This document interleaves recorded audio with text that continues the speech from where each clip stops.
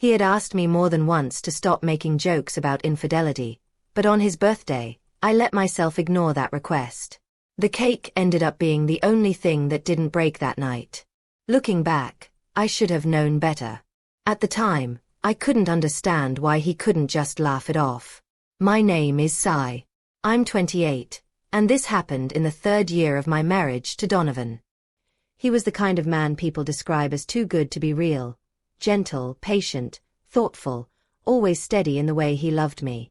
He cooked breakfast every Sunday, slipped notes into my purse, remembered anniversaries I forgot, and carried a quiet devotion that never seemed to waver. I, on the other hand, was the one always cracking jokes. Playful, sarcastic, teasing. I believed laughter was essential in a relationship. But little by little, I realized my jokes weren't landing the way I thought they did. The first sign came at dinner with friends. I quipped, if I ever cheat, it'll just be because Donovan takes forever to pick a movie. Everyone laughed, including him, sort of. He smiled, but I felt his hand slip away from mine under the table. Another time, at a family barbecue, someone asked if I could ever see myself being unfaithful. Without thinking, I joked, only if someone hotter with a yacht shows up. More laughter from the crowd, but none from him. Later, he pulled me aside. His voice was calm, but his eyes looked bruised. Sai, please. Stop joking about cheating. I know you don't mean it, but it hurts. I nodded quickly, muttered an apology, and brushed it off. To me, they were just words. To him, they weren't. When his birthday rolled around, Donovan didn't ask for much. Just dinner at home, his favorite cake, and my company. I thought I'd make it funny. I ordered a custom chocolate cake, his favorite, and told the baker to add a sugar figurine of me kissing another man with the words, "Happy birthday. Hope you don't catch me cheating." Even the baker hesitated. "Are you sure?" she asked. I laughed.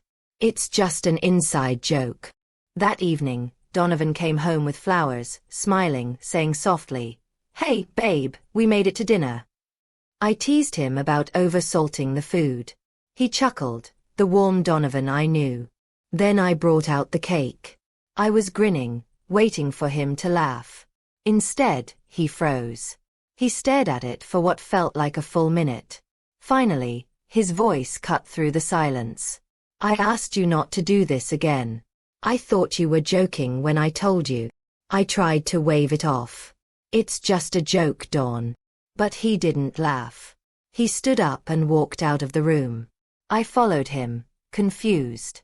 He turned back to me, eyes steady and heavy. "You don't respect me, Sai." "Not really. You keep making me the punchline even after I asked you not to." "That isn't love." I scoffed, defensive. "It's just a cake." He shook his head. "No. It's a pattern. And I'm done." And just like that, he grabbed his jacket, his phone, his keys, and left. The cake sat untouched on the table. At first I was angry. I texted, called, left messages. He ignored them all. By morning, a message finally came through.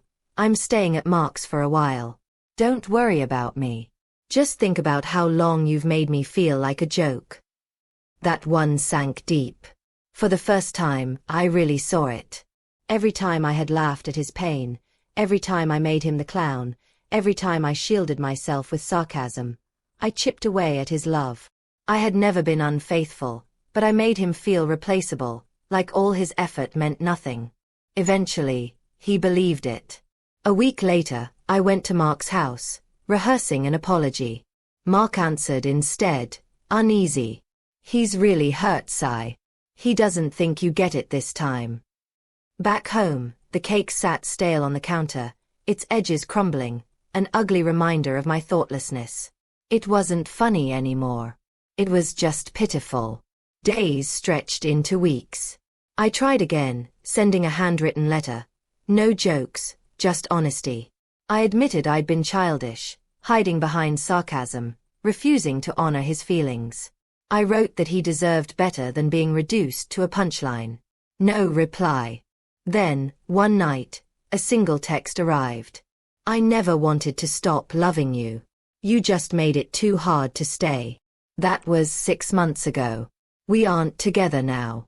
He's with someone else, a woman who seems gentle, tender, the kind of softness I never gave him.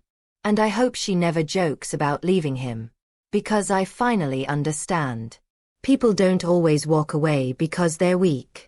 Sometimes, they leave because they're strong enough to protect their hearts from someone who treats love like it's a game.